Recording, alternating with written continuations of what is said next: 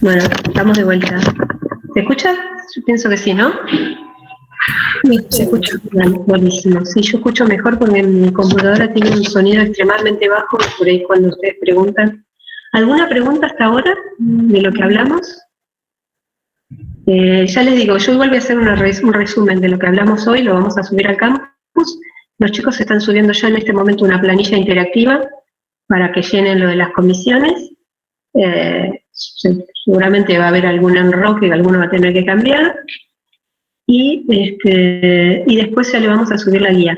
Acabo de entrar a ver el cronograma, tenían razón, estaba para la semana del 8, la vamos a pasar para la semana del 15, hasta donde se llegue, ¿sí? Como siempre. Hasta lo que se llegue la semana anterior, se toma hasta ahí. Esta semana, mañana yo empiezo con proteínas, la semana que viene empiezo con carbohidratos, y les digo por qué, bueno, voy a dar la primera parte de proteínas mañana, y la segunda parte, que es la parte de estructuras, electroforesis y demás, la va a dar Osvaldo el jueves, que yo tengo un turno para sacarme el documento, no lo pude cambiar, cae en el horario de la teoría, le pedí que él me cubriera. Entonces va a quedar un poco chopeada, pero o doy mañana proteínas o doy carbohidratos, de alguna manera nos vamos a acomodar. Pero tenganlas a mano a las dos para ver cómo nos organizamos. Porque necesito 2 clases para cada uno, así que es lo mismo. Y hasta ahí entraría, es decir, proteínas y lo que veamos de carbohidratos entraría en el parcial, que va a ser el jueves de la semana del 15. Y los trabajos prácticos van a seguir. Entonces, el final de la cursada va a ser un final al trotecito. Que vamos a tener que colaborar todos para que esto funcione, pero tengo la sensación de que va a ser mucho mejor el hecho de que sea presencial, no me cabe duda. Sobre todo para todo lo que es las consultas y, digamos, para el trato, ¿no? El trato presencial siempre mucho mejor.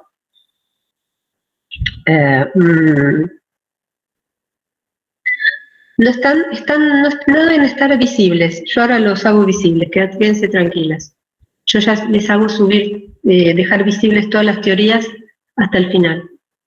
Creo que estoy viendo que me están diciendo los chicos si ya subieron.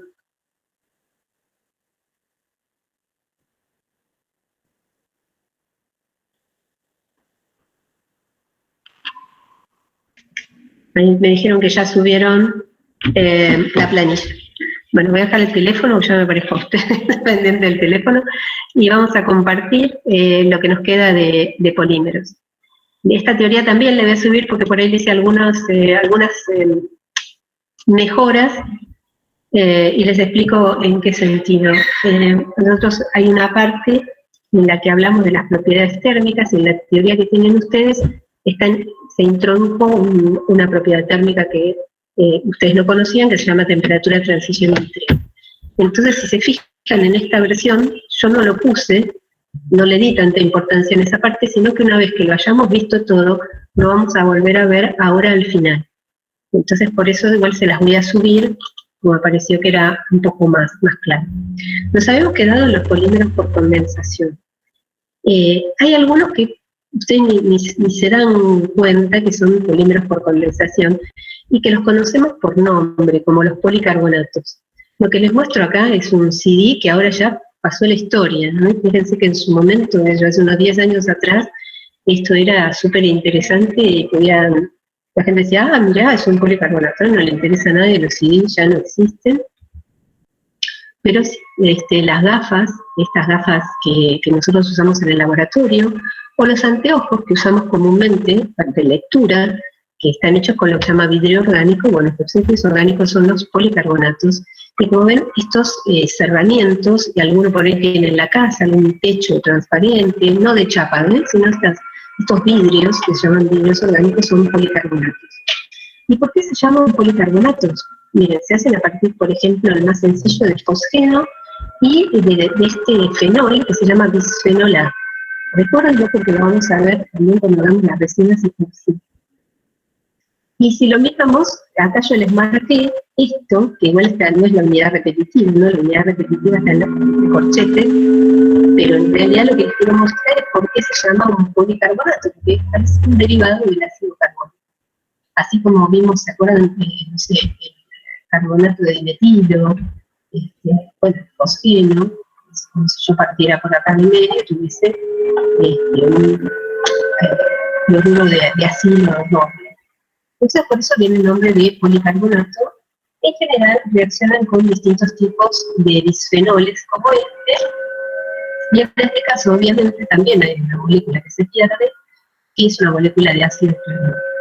Lo que se va formando acá es un polímero que es lineal.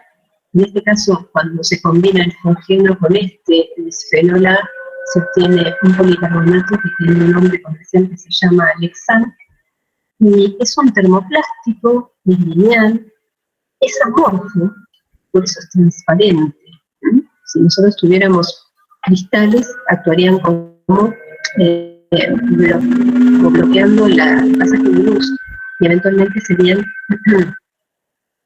translúcidos u opacos.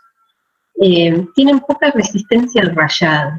Si bien son resistentes, porque no son muy frágiles, son resistentes, sí, se rayan muy fácilmente. Les habrá pasado, si no les quieren, les muestro los anteojos que tengo acá, hechos este año, ya tienen en el medio, tienen como una nubecita, por más que los cuide, se rayan, y son poco resistentes a los solventes orgánicos. Y sufren un amarillamiento que se da por efecto de que también son sensibles a la radiación UV. En general, la mayoría de los vidrios estos, tanto para cerramientos como los de los anteojos, para que eso no ocurra, se le ponen estabilizantes de radiación ultravioleta. Pero después, cuando vayan al laboratorio, agarren las gafas viejas que hay del laboratorio y van a ver que están medio amarillas. Además, están todas chuecas y que no sirven, pero porque es interesante que vean que eso ocurre. Ocurre con muchos polímeros el amarillamiento, no solamente con esto. Muchos que tengan dobles enlaces y dobles enlaces conjugados van a ser muy sensibles al efecto de la radiación UV. Como pueden ver, acá está el Lexan, que les digo que es el que se usa como vidrio plástico, y acá aparece esta temperatura, que yo les dije que la vamos a ver hacia el final, que se llama temperatura de transición vítrea, que esta temperatura, ya se los había adelantado antes, a la que responde la fracción amorfa de un polímero. En el caso de que el polímero sea todo amorfo, la única temperatura que va a registrar ese polímero es esta temperatura, que lo que está indicando es el movimiento cooperativo de las cadenas de polímeros que empiezan a adquirir energía a medida que nosotros le damos temperatura. Los polímeros que tienen la temperatura de transición vítrea alta, es decir, a temperaturas por... perdón, la transición vítrea significa que un polímero pasa del estado de vidrio, como vemos en que esto es un vidrio, al estado de goma o líquido. Entonces, si nosotros tenemos esa transición, lo que vamos a decir es que siempre que tengamos una temperatura de transición vítrea alta, vamos a necesitar llegar a este valor para que se transforme en un líquido, ¿no? Para que se ablande. Por lo tanto, eso es lo que tiene muy bueno, por ejemplo, el Lexan, que tiene una temperatura de transición vítrea más alta que la temperatura ambiente. La temperatura ambiente está como un vidrio. ¿Sí? Si necesito llegar a 130 para que se ablande. Y acá podemos ver también que hay policarbonatos alifáticos, no tienen por qué ser todos aromáticos, que tienen otro tipo de aplicación, y en este caso también siguen siendo termocálicos. Otro tipo de polímeros que responden a esta clasificación son los poliuretanos. Los poliuretanos se producen a partir de un diisocianato, que nosotros lo vimos hace poquito. ¿Se acuerdan cuando veíamos, por ejemplo, la degradación de Hoffman o Curtius, que aparecía este grupo funcional isocianato, y un etilenglicol? Yo lo pongo acá como para que ustedes lo ejerciten, que hagan este mecanismo, digamos, hagan el ataque del etilenglicol al isocianato, como si este fuese un carbonilo, ¿sí? Para ver si realmente es un una reacción clasificada exactamente como una verdadera policondensación, como una verdadera reacción en etapas. ¿Por qué? Porque acá viene la diferenciación que se hizo más moderna, digamos, mucho más moderna que lo que se llamaba policondensación, en una reacción en etapas, porque en esta reacción no hay pérdida de una molécula pequeña, como ocurrió, como vimos ahora en el policarbonato, o cuando hacemos una poliamida o un poliéster. No hay pérdida de una molécula pequeña. Por eso, de ahí es que se dijeron, bueno, no podemos decir que es una policondensación, y se pensó en esta nueva terminología de reacción en etapas. Entonces, un ejercicio que pueden hacer, y lo pueden consultar, es, vean el ataque, cómo se forma el enlace uretano. Sí, acá lo tenemos, el enlace uretano de nuevo. Fíjense, como si fuera un derivado, no sé si lo ven acá, fíjense que de nuevo, como un derivado del ácido carbónico, ya carbámico sería, pero no importa, no viene el caso, pero no sé, quiero que lo vean, que de un lado es como un éster y del otro lado es como una amida. Eso es lo que se conoce como el uretano. Los poliuretanos tienen la ventaja de que pueden ser lineales, como este, pero pueden ser de todo tipo. Podemos tener poliuretanos más complicados, como entrecruzados, y podemos tener poliuretanos en bloque. Acá hay distintos isocianatos. Acá vieron que tenemos un isocianato, que es el tolueno 2,6-isocianato. Acá tenemos el 2,4, acá está el 2,6. Y podemos ver distintas formas en que podemos hacerlos reaccionar. Fundamentalmente, esto no viene al caso porque esto es como podríamos sintetizarlo, pero bueno, los isocianatos que nos vamos a concentrar fundamentalmente son estos dos, porque son los que más se utilizan por ser aromáticos. El anillo brinda cierta estabilidad y reaccionan muy bien.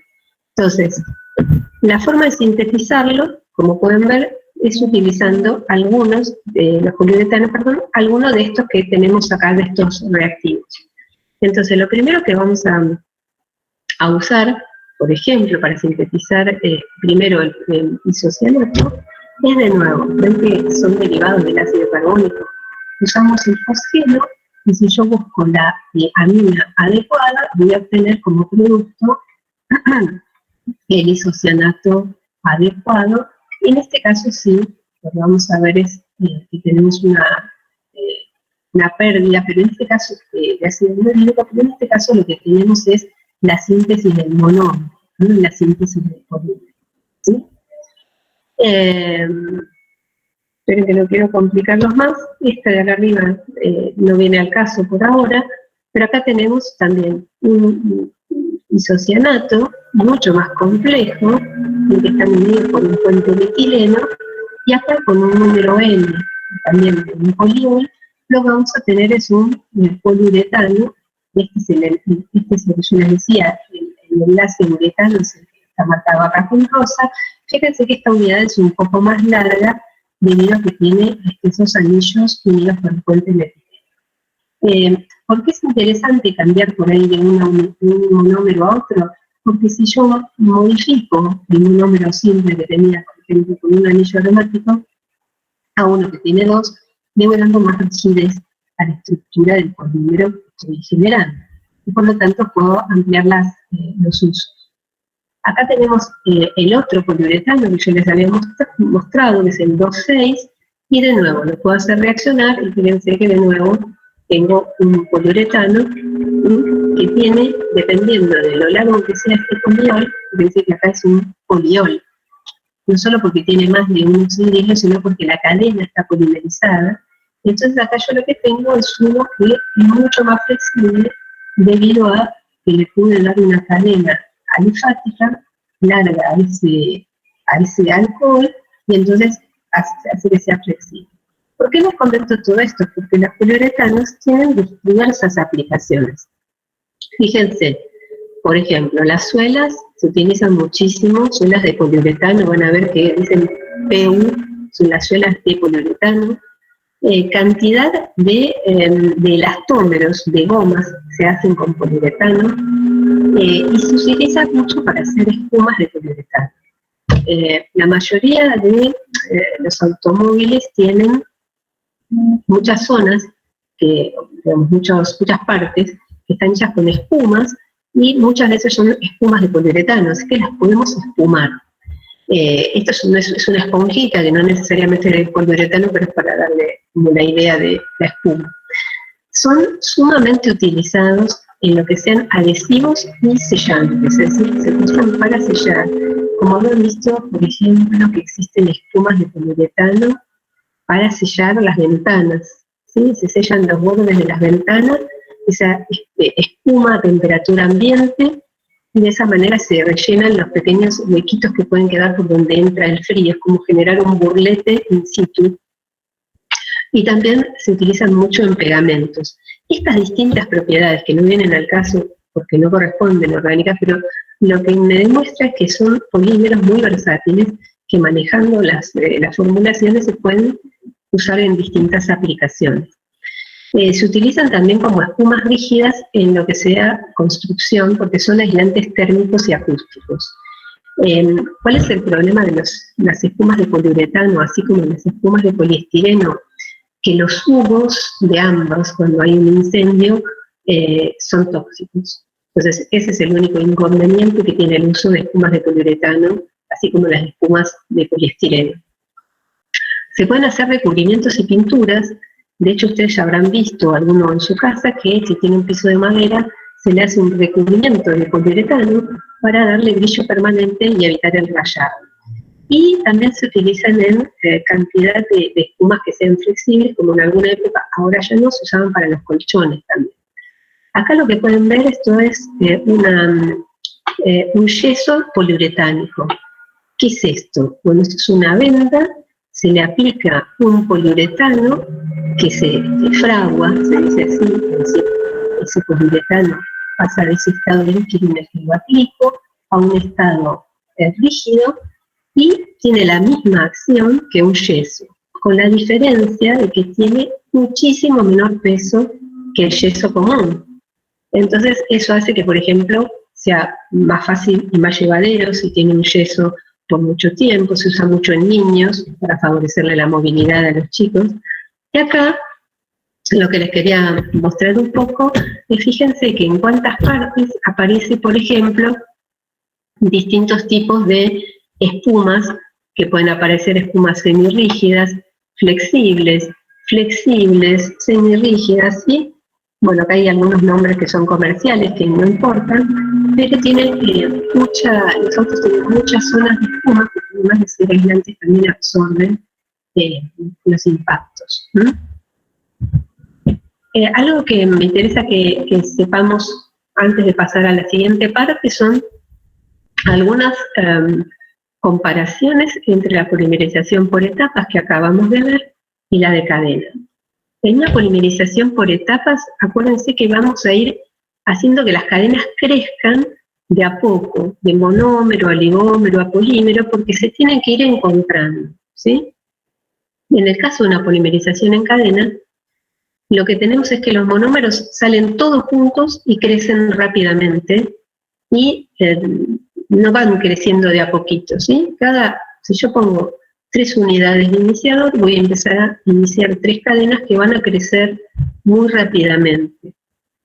El grado de polimerización, es decir, cuánto va avanzando la polimerización, y es bajo, porque tiene que ir de uno a buscar el otro, es decir, difusionalmente hay que controlarlo, mientras que acá, si nosotros tenemos 3 iniciadores, como es una reacción en cadena, hasta tanto tenga el propagante tenga suficiente monómero, va a ir creciendo.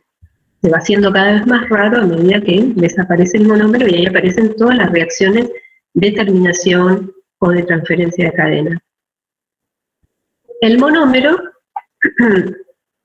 se agota, esto creo que está mal, esto no, porque es al revés, perdón, esto me habré equivocado yo. El monómero se va agotando lentamente. ¿Por qué? Porque tiene una mezcla de polímero, monómero, y acá se va agotando bastante más rápido por el hecho de que ni bien empieza a alargar la cadena, se va comiendo el monómero. Eso hace que aumente rápidamente la masa molar, mientras que acá, como tengo una mezcla de monómero, oligómero, polímero y qué sé yo, el peso molecular va muy lentamente hasta que se van encontrando todos esos pedazos. No se necesita un iniciador, en este caso sí, fíjense que en todos los casos vimos que necesitamos un iniciador radicalario, como puede ser un peróxido, o iniciadores catiónicos y aniónicos, como puede ser ácidos de Lewis o bases de Lewis. En este caso el mecanismo es el mismo, es decir, yo tengo una policondensación, una poliesterificación, es el mismo de principio a fin, mientras que en una reacción en cadena sabemos que tenemos etapas, que es la iniciación, la propagación y terminación.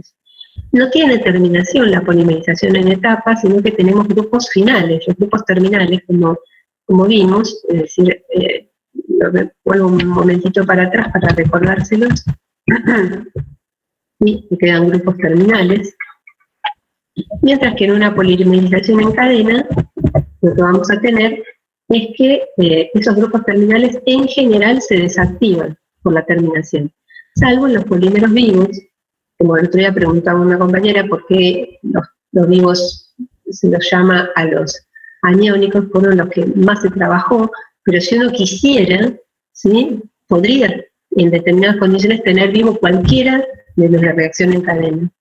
Es muy difícil mantener inactivado o en latencia un radical libre, pero evidentemente no es imposible. En la cinética, la velocidad de polimerización va a ir disminuyendo a medida que se consumen los grupos, por eso hace que el crecimiento del grado de polimerización sea lento. Y en este caso la velocidad de polimerización en realidad es casi constante, porque si yo tengo 3 cadenas, las 3 largan a la misma velocidad hasta que se consuma el monómero. Entonces, esto es como una foto de cómo son estos dos mecanismos que son bastante diferentes. Acá yo les puse esta tabla donde tenemos distintos polímeros que se obtienen por reacciones de condensación en etapas, que son poliéster, este es un poliéster alifático, este es un poliéster aromático, y acá tienen algunos nombres, que es el dacron y el mylar. El dacron es una fibra, el mylar en realidad lo vemos como placas, y acá tenemos los monómeros. En este caso también tenemos poliéster, que en realidad es un PET, este es un policarbonato que lo acabamos de ver, un lexan, que acá tenemos también los reactivos. Una poliamida, ¿se acuerdan que habíamos visto el nylon 6,6? Que se hacía a partir del ácido adípico y la hexametilendiamina, y una poliamida, que también es el nylon 6, que se hace a partir de un monómero disfuncional. Después hay otras poliamidas, que son las aramidas, que son las, fundamentalmente se ven en forma de fibras aramídicas, que se hace a partir tanto de un ácido como de una amida aromática, una amina aromática, perdón, y después tenemos acá también otra poliamida, que también es una tipo aramídica, que tiene otro nombre, que acá son para, y acá son meta-meta, que es un diácido uno respecto de otro en meta, igual que la diamina. Y acá aparecen los distintos valores de temperatura de fusión. Esta es la temperatura de transición vítrea, que les digo que es la parte que responde el material que es amorfo. Entonces, fíjense que todos, excepto la Kevlar, ¿sí?, es decir, no porque no tenga, sino porque esta es tan alta que esta ni se ve. Pero sigamos por ahora la temperatura de fusión. ¿Sí? Vamos a ver. Fíjense, este poliéster que es alifático tiene una temperatura de fusión baja. Y la temperatura de transición vítrea está por debajo de 0, es decir, está por debajo de la temperatura ambiente. Por lo tanto, temperatura ambiente no deberíamos encontrarlo en su forma de vítrea. Fíjense cómo cambian los valores cuando se agrega un anillo aromático. El anillo aromático aumenta ambos parámetros, justamente porque rigidiza la matriz. Lo mismo lo podemos ver acá acá lo podemos ver para un policarbonato, pero lo que me interesa más es que fíjense en cómo juega, qué rol fundamental juega la formulación, que acá tenemos estos dos que son aromáticos, en este caso los dos son en para, y realmente lo que tienen es una fusión altísima, que le va a conferir propiedades no solo térmicas como esta, de alta resistencia, sino también con propiedades mecánicas sumamente interesantes. ¿Se acuerdan? Las Kevlar eran las fibras que se utilizan para hacer tejidos que se usan en los chalecos antibalas, en cascos antimotines y en escudos antimotines. Y en este caso también esta poliamida, que no llega a ser de la Kevlar, pero tampoco se queda atrás porque tiene una temperatura de 390 grados y una temperatura de transición líquida muy alta. Quiere decir que esto está en estado siempre vítreo, sólido, a temperatura ambiente. Y ahí en el medio que si le mueve un poquito de la temperatura empieza a fluir la parte amorfa. Entonces eso es bastante, esta tabla creo que es bastante interesante. Si les parece, prefiero terminar antes y continuar porque no me queda mucho en lugar de hacer la pausa. Y mañana sí empezamos con el tema nuevo. Los polímeros termorrígidos se llaman así porque no responden a la temperatura de la misma manera que los termoplásticos. Lo que va a ocurrir es que las cadenas se encuentran unidas entre sí por enlaces covalentes, ¿sí? Para que esto ocurra, al menos uno de los monómeros que conforma el polímero tiene que tener una funcionalidad mayor que 2. ¿Por qué? Porque la funcionalidad 2 lo que me permite es crecer de manera lineal, excepto que haya una ramificación. Uno que crece para allá, el otro para allá, y uno que crece para acá, es donde se va a poder producir lo que se llama punto de entrecruzamiento. Entonces, estos polímeros no poseen fuerzas secundarias, es decir, no van a poder fluir, porque para que un polímero fluya, lo que yo voy a necesitar es entregar energía para vencer las fuerzas de interacción secundarias, que acá no hay, porque las únicas que hay son todas covalentes.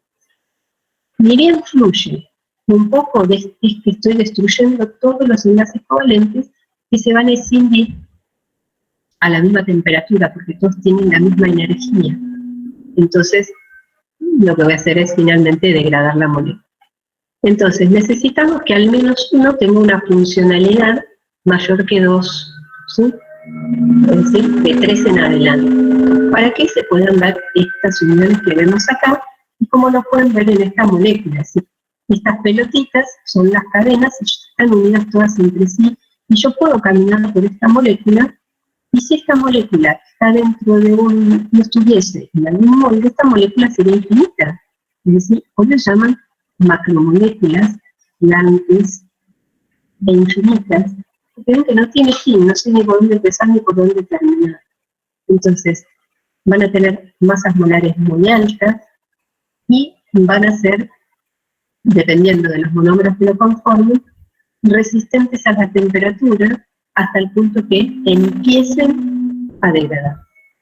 No van a tener cristalinidad, porque como esto reacciona un poco al azar, ni bien se encuentra con algo que pueda reaccionar en otra cadena, esto va generando estas estructuras que ya quedan ancladas y no pueden acomodarse en una red cristalina. Por lo tanto, yo en un polímero termorrígido no voy a esperar encontrar una fusión, sino solamente una temperatura de transición líquida.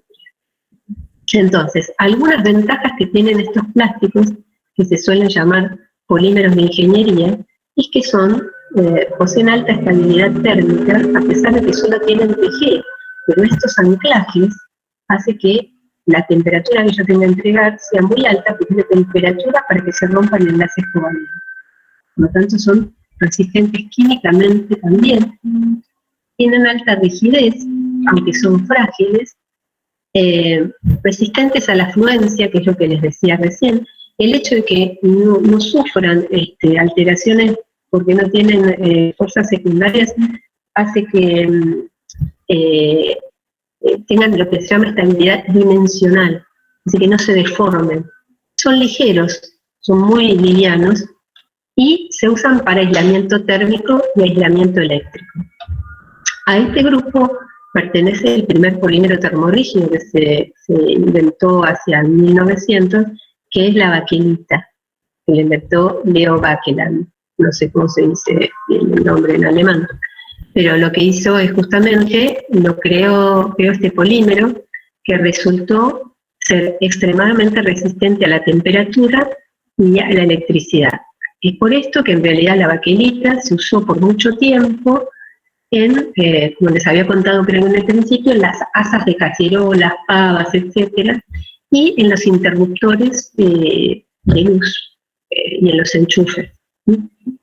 Acá tenemos algunos grupos funcionales que se usan para generar estos polímeros termorrígidos. Como pueden ver, acá tenemos un fenol, acá tenemos una amina, y esto es un error clásico que vamos a encontrar en la química de los polímeros contra la química orgánica.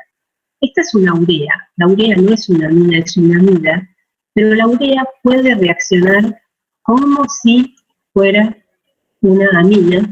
¿Por qué? Porque está distrayendo solo un par de electrones de uno de los nitrógenos este ácido, no puede distraer a los dos, entonces puede reaccionar.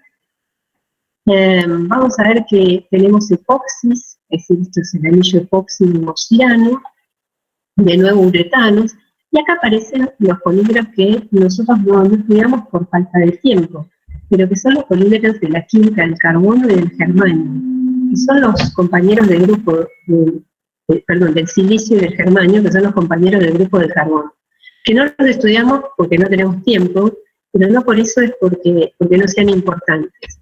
Dentro de este grupo, en particular de la silicona, se entran los aceites de silicona, los geles de silicona, los adhesivos de silicona, etc. Entonces, yo acá les voy a poner un ejemplo bastante simple. No importa esto de acá abajo de la funcionalidad promedio, simplemente les digo que tenemos acá un anhidrido, ¿sí? Este anhidrido metálico tiene funcionalidad 2 porque puedo formar un enlace por acá y uno por acá. Este ácido tiene funcionalidad 3 porque puede generar hasta 3 enlaces. Este diol 2 y este triol, que es el propanotriol, 3. Quiere decir que yo mezclo este anhidrido con este diol, lo único que voy a tener es un poliéster lineal. Y si yo mezclo este diol que tiene funcionalidad 2 con este que tiene funcionalidad 3, voy a tener un polímero termorrígido, porque va a crecer en todas las ramitas, van a crecer 3 ramitas de acá, que van a ir a unirse covalentemente con otra ramita que encuentre creada por otro de 3. Y acá si yo uno este de 3 con este de 3, ahí ya tengo, la verdad, un lío bárbaro, porque pueden crecer para todos lados y va a tener un polímero altamente termorrígido, altamente entrecruzado. ¿Y qué es lo que controla que esto prosiga? ¿Dónde se termina? ¿Para dónde crece? Porque en realidad estas redes entrecruzadas, no la lineal no le pasa nada, pero las redes entrecruzadas van generando lo que se llama una red tridimensional. Al tener al menos uno que tiene 3 dimensiones, va generando esta red tridimensional. Esto lo que hace es que a medida que va avanzando la reacción, el polímero inicialmente es líquido, porque estos dos son líquidos, vaya perdiendo movilidad, se va volviendo muy viscoso. Y si yo lo pudiera medir con un viscosímetro, cuando la viscosidad tiende a infinito, pero les juro que la viscosidad se hace, se va hacia infinito, es donde se ha formado lo que se conoce como el gel o macromolécula termorrígida. De acá es donde vienen los nombres de resina.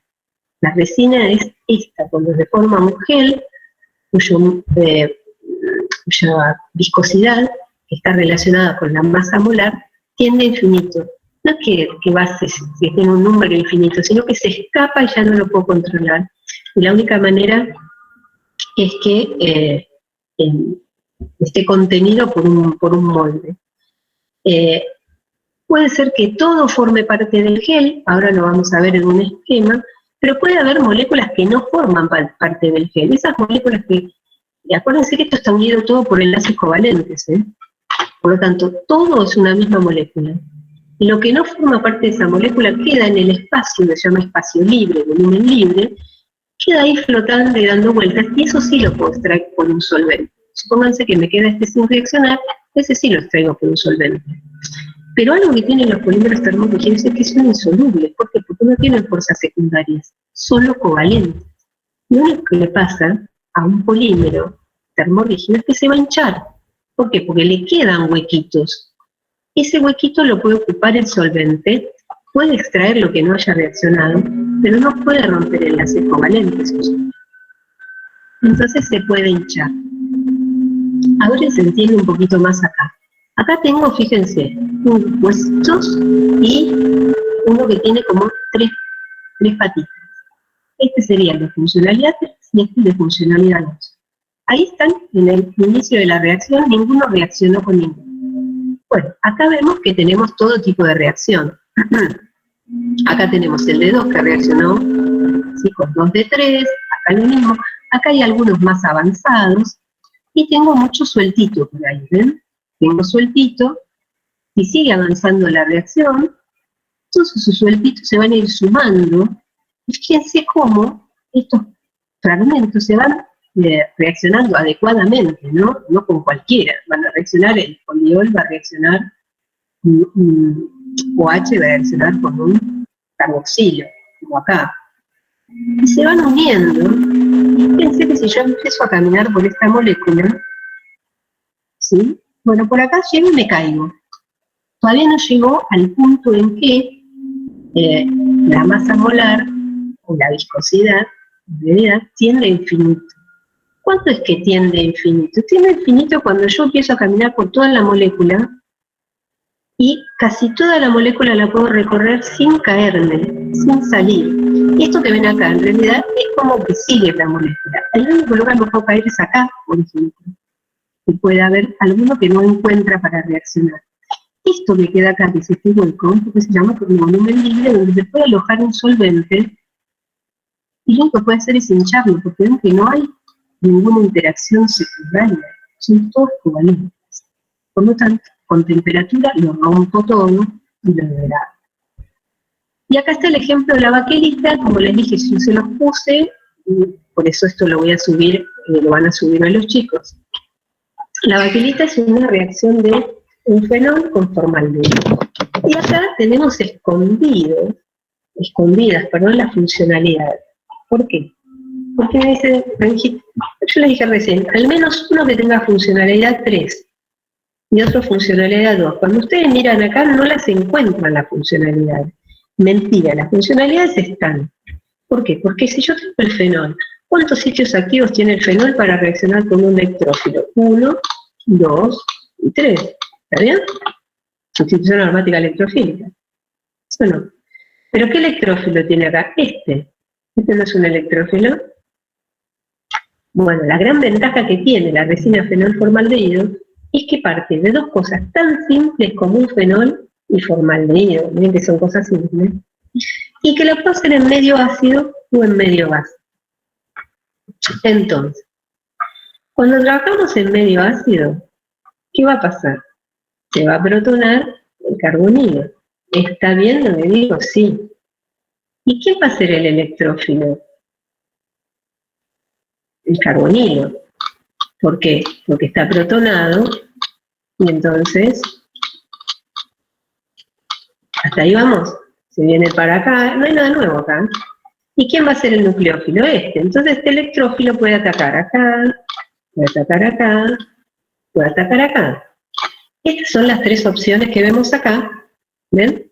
Donde el electrófilo atacó a las posiciones, bueno, acá están las tres, pero podría atacar a una sola, cualesquiera de ellas, a dos o hasta las tres.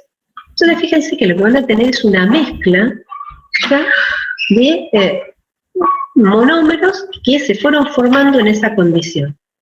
¿Está bien?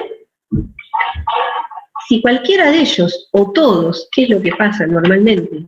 Les pongo más fenol, se van a ir generando estas estructuras, que hasta acá es una estructura, como pueden ver, lineal, pero Si seguís poniendo estas estructuras, puede ser a todas, insisto, más formaldehído, se va a producir el enlace covalente entre estas cadenas y ahí es donde tenemos el polímero termorrígido. Y este polímero tan simple que vemos acá es que se conoce como la baquelita. Ahora, yo les dije que podemos hacerlo en medio básico o en medio ácido. Y ahora, ¿qué pasa si lo hacemos en medio básico? Entonces, en medio ácido es una sustitución electrofílica aromática sobre el fenol, donde el electrófilo es el aldehído.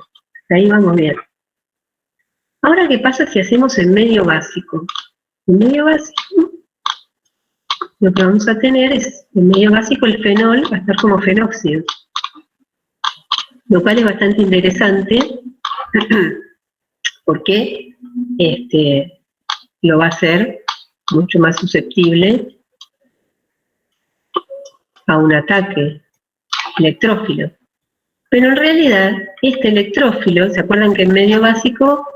Y la verdad que no está muy bueno como electrófilo, siempre es mejor en medio ácido.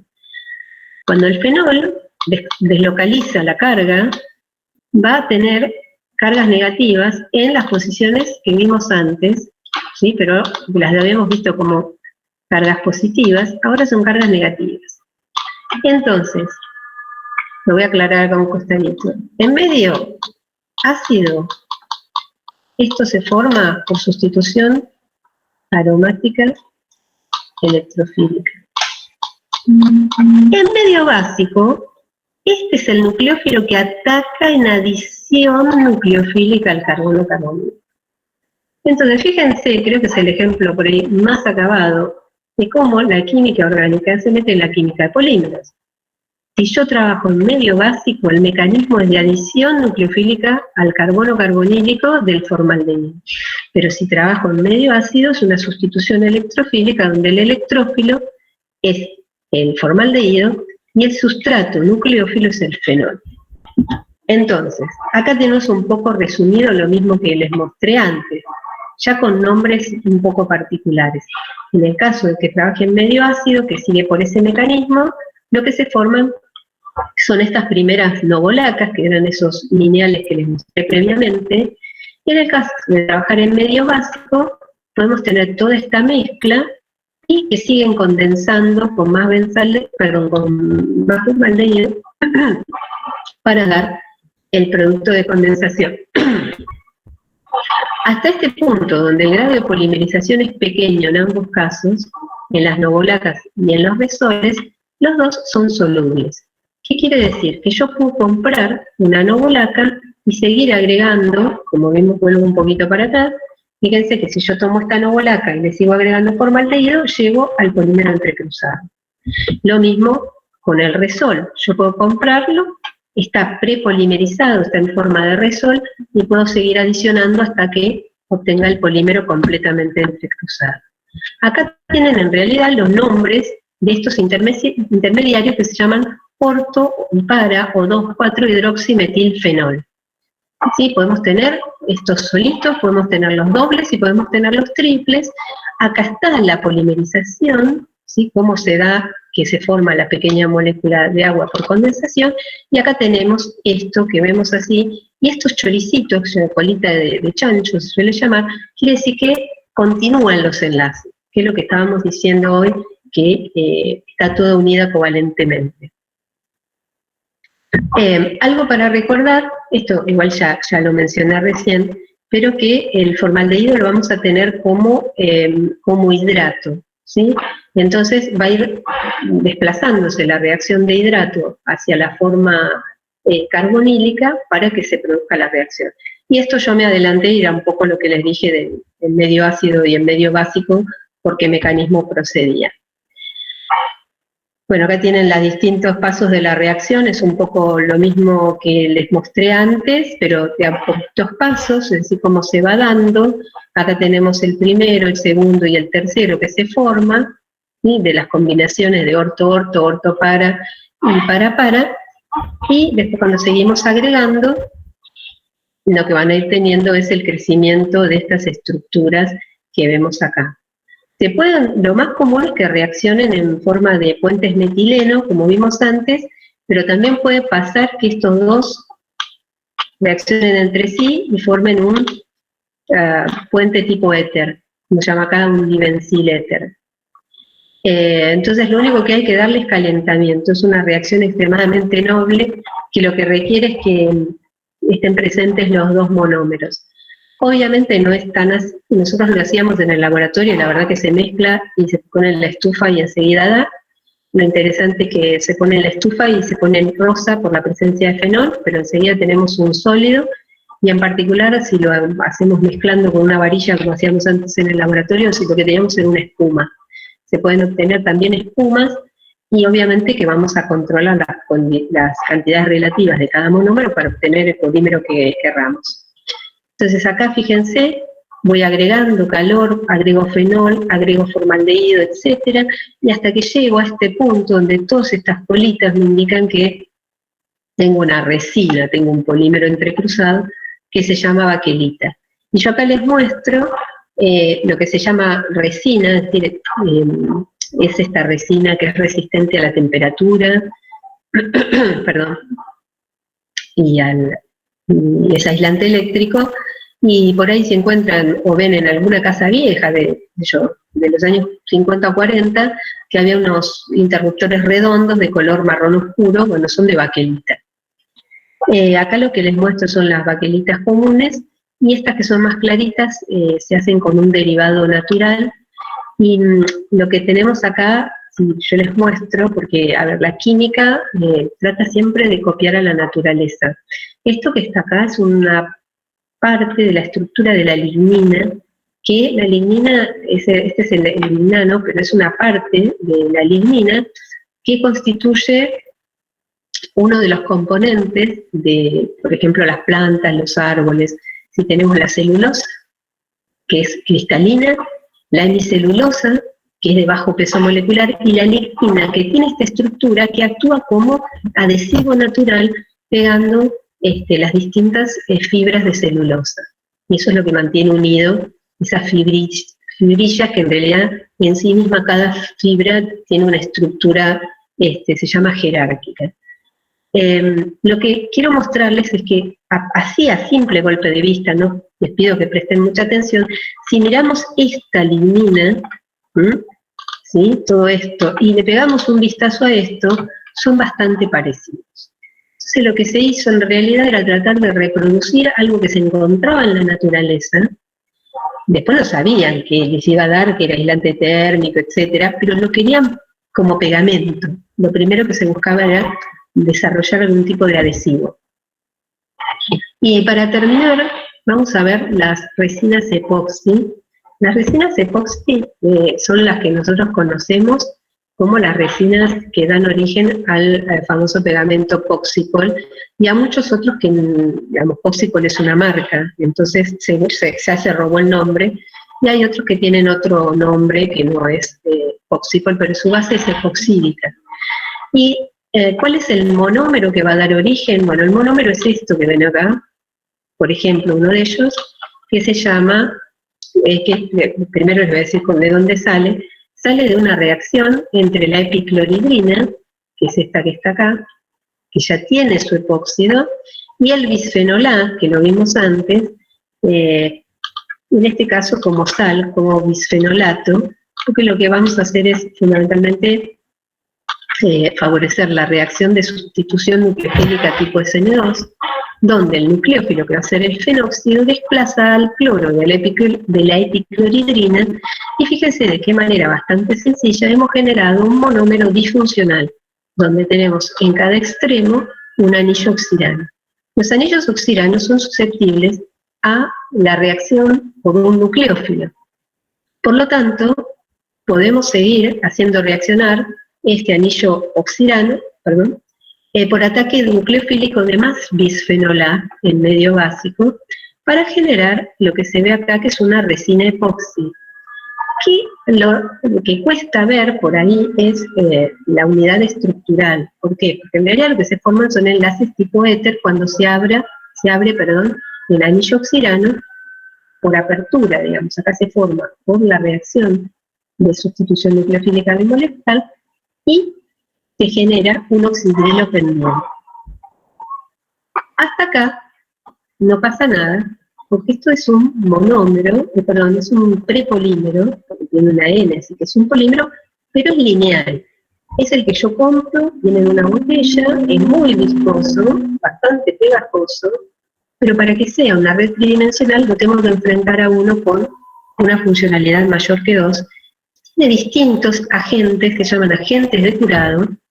Bueno, esto es lo mismo, cómo ataca el nucleófilo al oxirano, etcétera, cómo se abre el oxirano para que lo recuerden, más que nada, por eso acá nos queda unido el nucleófilo y acá el oxígeno de la apertura de ciclo, que se puede dar en base o en ácido, se protona. Pero, ¿cómo va a reaccionar un agente de curado frente a este polímero que tengo acá? Bueno, por ejemplo, una amina. Y ahí es donde yo les digo que a veces aparece la urea, que actúa como amina. En este caso podemos usar una diamina. Y la diamina es nucleófila, entonces le viene bárbaro a este que está acá, porque lo ataca, el par de electrones se va sobre el anillo oxirano, y ahí empieza realmente el juego.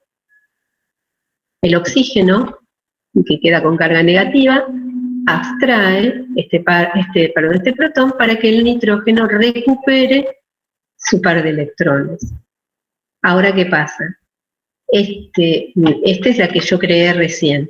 Puede haber otra que se genera de la misma manera, se forma y seguimos reaccionando. Y ahí tengo, por ejemplo, la unión de dos cadenas. Por eso necesitamos tener aminas polifuncionales.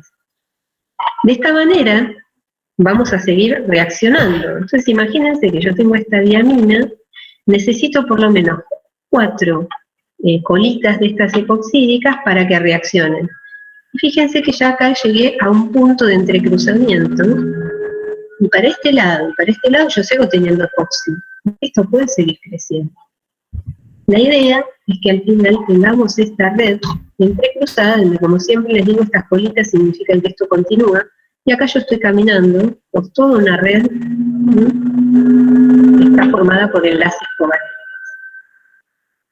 Las resinas epoxi tienen aplicaciones muy variadas, obviamente, como todo termorrígido no tiene fusión, tienen temperaturas de transición vítrea por encima de la temperatura ambiente, lo que les hace que sean muy útiles para trabajar a altas temperaturas, son aislantes térmicos, resistentes químicos, se utilizan por ejemplo, para generar el epoxicol, y se utilizan fundamentalmente para combinar con distintos materiales de refuerzo, como pueden ser las fibras de carbono, y es muy común que encuentren en algunas cosas muy específicas,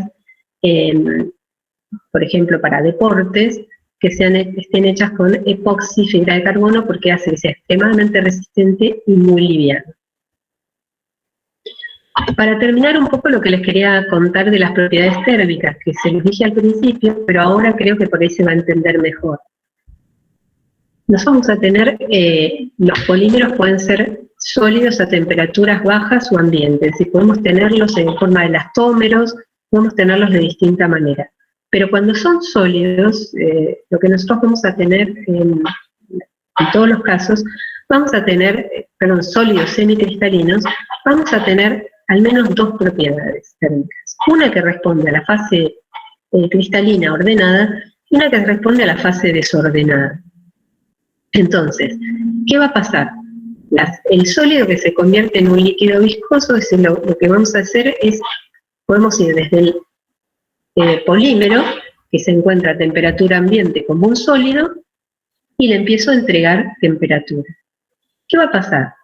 Si la temperatura de transición vítrea de ese polímero está por encima de la temperatura ambiente, lo que va a ocurrir es que lo primero que va a tomar la energía que yo le doy a través de la temperatura es la zona amorfa, y va a empezar a movilizarse. La energía lo que hace es mover a las cadenas que cooperativamente se van a ir moviendo muy lentamente, ya sea que sea un termorrígido o un termoplástico, esos enlaces se mueven, ¿sí?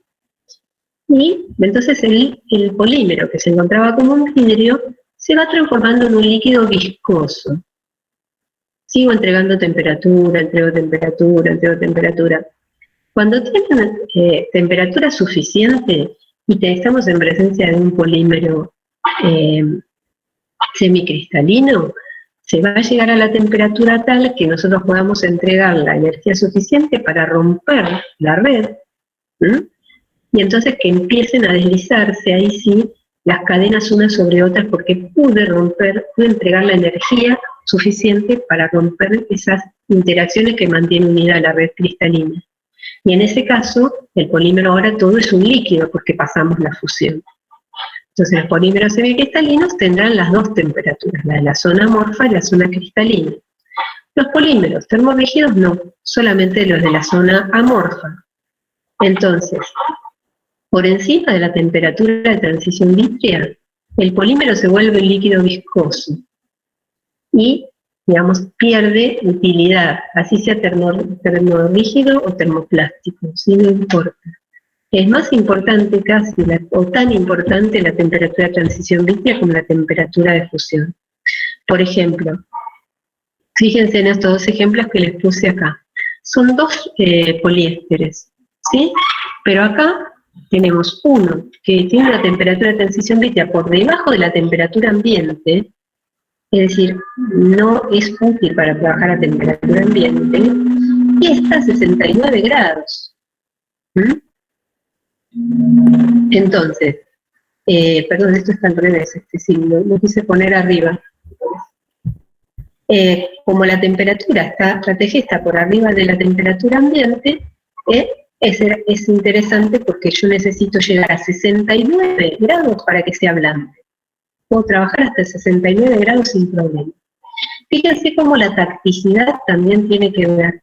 Acá si yo tengo un polipropileno desordenado, es atáctico. La temperatura es baja, es decir, está por debajo del ambiente.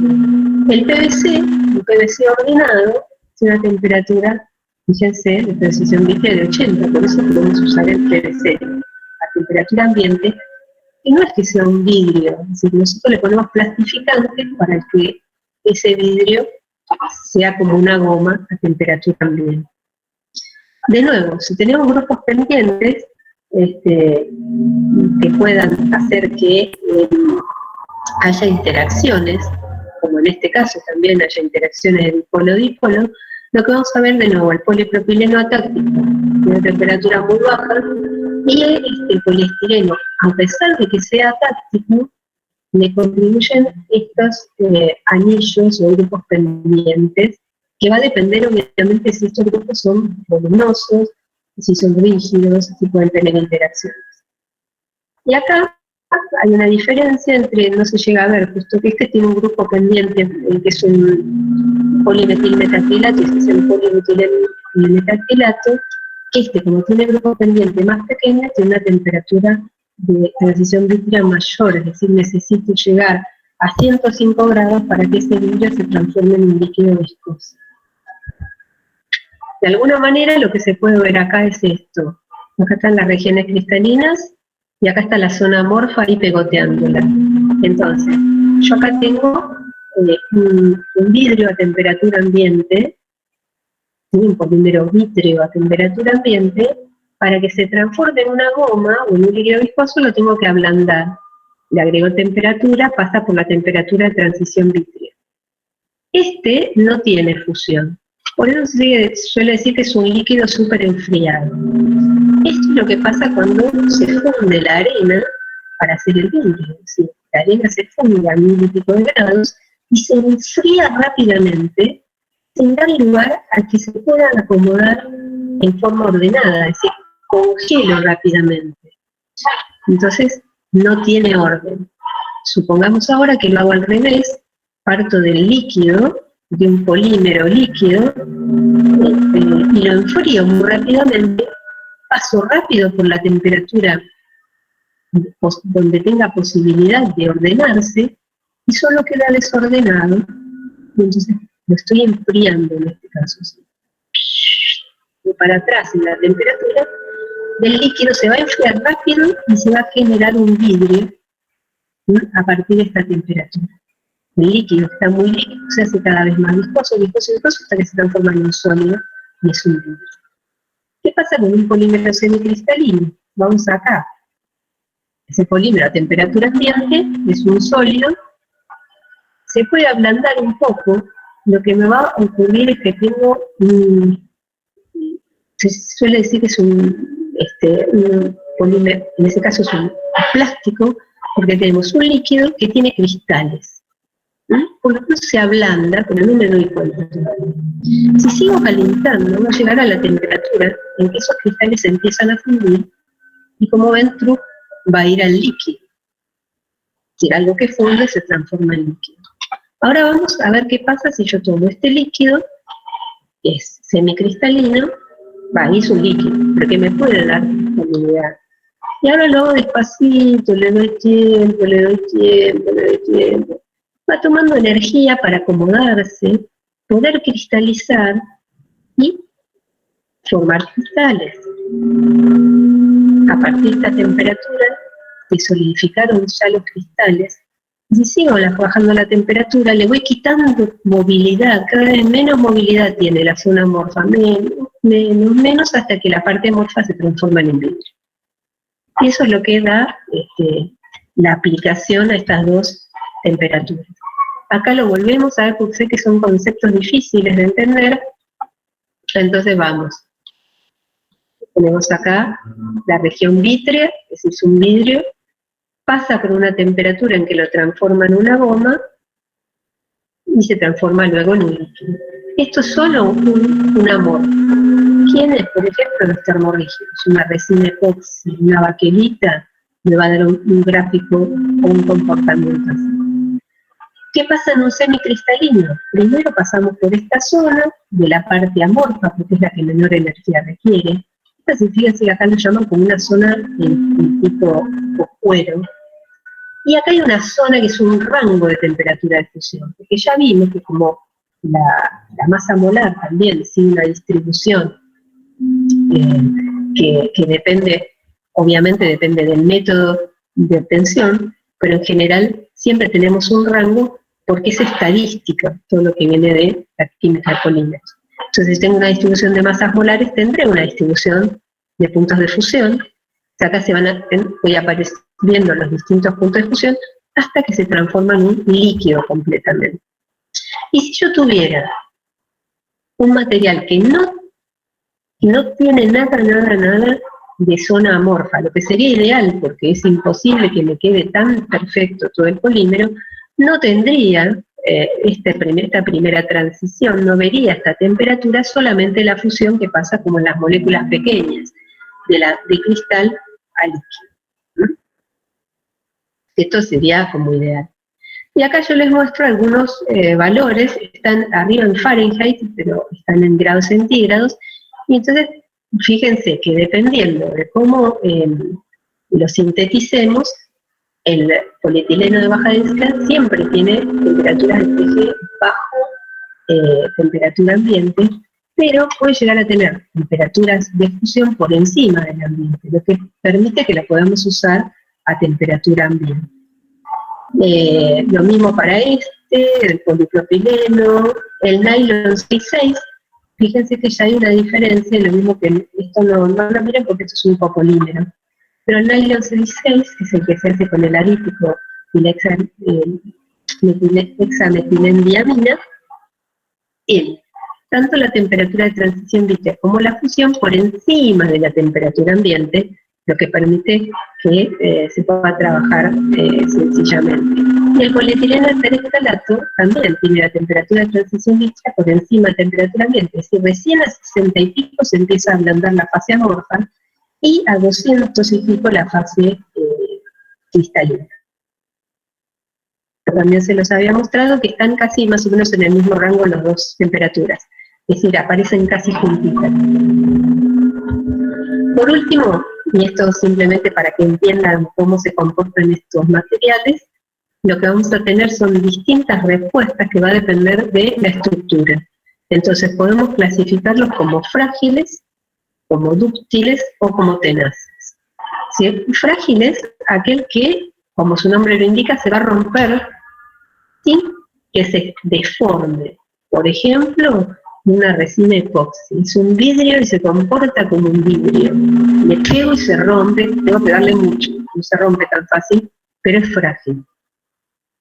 Ahora, si yo tengo uno que es tenaz como este, es decir, yo antes de que se rompa, lo voy a estirar, lo voy a estirar y lo voy a estirar, y después tenemos estos en el medio, que son los dúctiles, que son los que más nos interesan porque tienen una buena respuesta, que se llama, esto es el módulo mecánico, es una buena respuesta mecánica, y antes de romperse, se estiran un poco, se elongan un poco. Por ejemplo, algún film que queramos para envasar tienen este tipo de respuestas. Y acá hay distintos que no vienen al caso, pero lo que les quiero mostrar es, por lo menos en una propiedad, la versatilidad que tienen estos materiales, ¿no? Pueden ir desde muy frágiles hasta muy tenaces.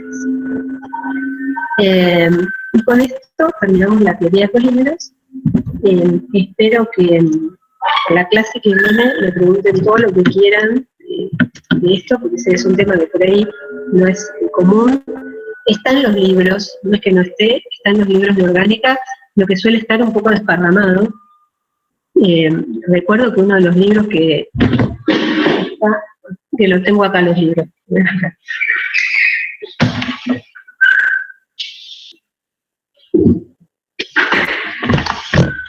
Creo que, me pegué en la cara. El Morrison viejo tiene como capítulo, para que tengan en cuenta. El Morrison viejo, que bueno, es el que tengo yo a mano, el otro lo tengo en PDF, pero el Morrison viejo tiene el capítulo de heterociclos como capítulo, el capítulo 31, y el capítulo 32 de moléculas, macromoléculas y polimerización, que tiene más o menos, inclusive la de polimerización por etapas, coordinación, está lo de la baquelita, supongo que en el nuevo también, así que, y tiene hasta un poquito más de la parte de gomas, que yo no les di mucho, y después tiene la última parte, que es la parte de biomoléculas, así que es un libro que les sirve para todo esto. De todas maneras, todo lo que quieran consultar, aprovechen, no dejen de hacerlo, ¿sí? ¿Alguna pregunta por ahora? Bueno, mañana empezamos, seguramente ya les